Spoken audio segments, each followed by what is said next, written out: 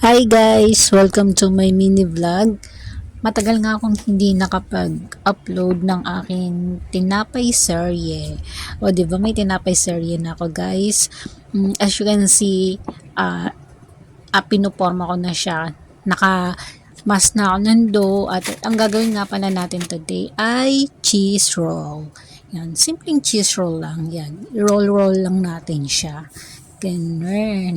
Kita nyo naman yung damit ko guys, puro flour, harina. Yan, ganyan daw talaga pag nagbe-bake. Kasi wala akong apron, tinanggal ko. Naiinitan na kasi ako guys. Yan. So, ito.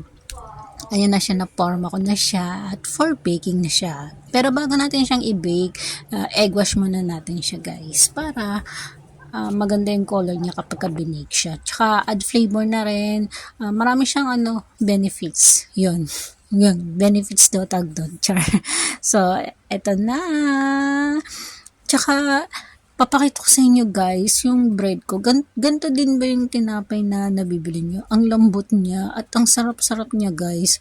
To, tingnan nyo. At nagbabouncy siya ayan wow, tingnan niyo kahit iganyan. So yun lang guys, thank you for watching, hope you enjoy.